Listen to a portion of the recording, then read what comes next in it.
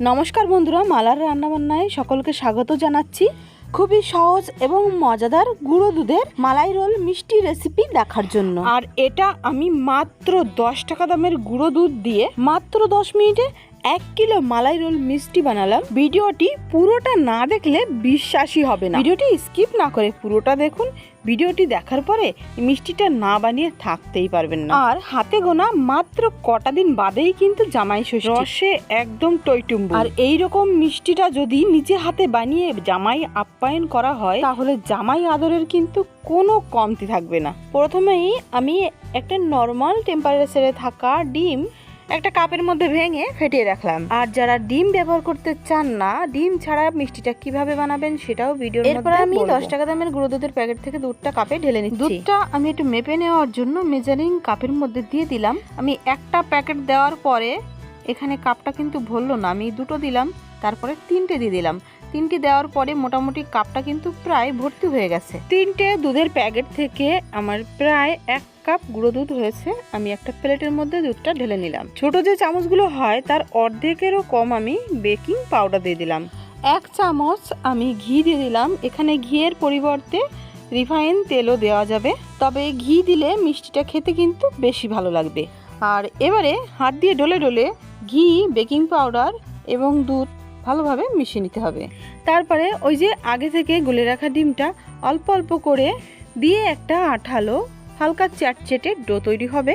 কিন্তু এটা যখন মেখে রেস্টে রেখে দেওয়া হবে তারপরে এটা কিন্তু খুব সুন্দরভাবে সেট হয়ে যাবে। তো যারা ডিমটা ব্যবহার করতে চান না তারা ডিমের পরিবর্তে স্বাভাবিক তাপমাত্রায় থাকা দুধ দিয়ে সেম প্রসেসে ডোটা তৈরি করে নিতে পারেন। আর এটা 10 মিনিট রেস্টে রেখে দেওয়ার পরে খুব সুন্দরভাবে কিন্তু সেট হয়ে গেছে।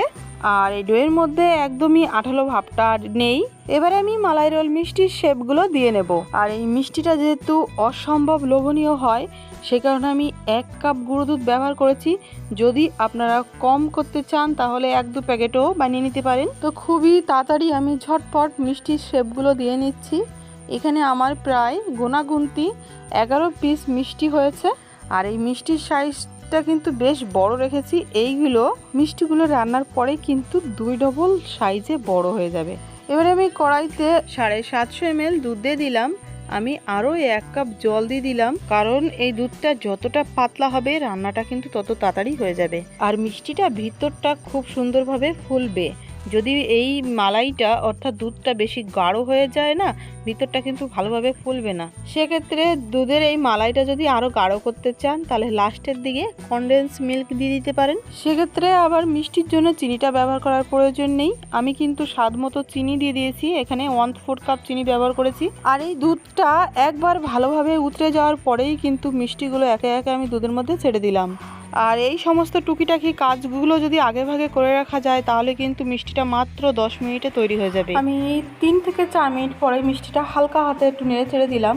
টোটাল মিষ্টিটা রান্না করতে হবে কিন্তু 10 মিনিট একদম হাই ফ্লেমে। আর দুধের মালাই অর্থাৎ সরগুলো যদি কড়াইয়ের চারিদিক দিয়ে এইভাবে লেগে যায়, খুন্তির সাহায্যে একত্রিত করে দুধের মধ্যে দিয়ে দিতে হবে। মিষ্টিটা আমি টোটাল 10 মিনিট ধরে ঢাকনা দিয়ে ঢেকে হাই ফ্লেমে রান্না করে নিয়েছি। এখন মিষ্টিটা পারফেক্টভাবে কুক হয়ে গেছে। আমি এই মিষ্টিগুলো এবার কড়াই থেকে নামিয়ে নেব। গ্যাসের ফ্লেম অফ করে দিলাম। মিষ্টিটা কড়াই থেকে নামিয়ে আমি 2 ঘন্টা এইভাবেই রসের মধ্যে রেখে দেবো। 2 ঘন্টা মালাইয়ের মধ্যে মিষ্টিটা রেস্টে রেখে দেওয়ার পরে আমি এখন মিষ্টিগুলো সার্ভ করে নেব। আর মিষ্টিগুলোর সাইজগুলো দেখেন, এইরকম সাইজের মিষ্টি কিন্তু আপনি দোকানেও পাবেন না।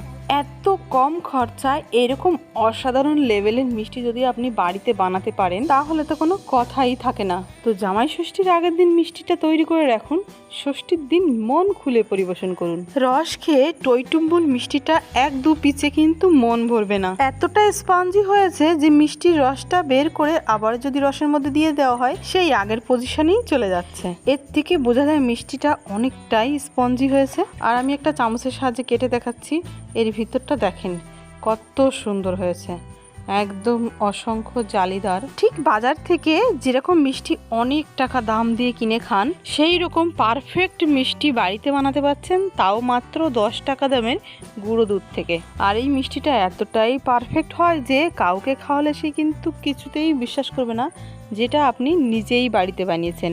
কিন্তু আমার এই ভিডিওটি দেখে যদি মিষ্টিটা বানান তাহলে কিন্তু সেম আমার মতনই পারফেক্ট মিষ্টিটা আপনারও তৈরি হবে। আর এই মিষ্টির রেসিপিটি আসলেই সকলের কাছে কেমন লেগেছে সেটা আমায় কমেন্টে জানাতে ভুলবেন না। কিন্তু ভিডিওটি যদি একটুও ভালো লাগে ভিডিওটিকে অবশ্যই একটা লাইক করবেন।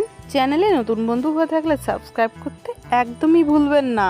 খুব ভালো থাকবেন, সুস্থ থাকবেন। দেখা হচ্ছে নেক্সট রেসিপি ভিডিওতে।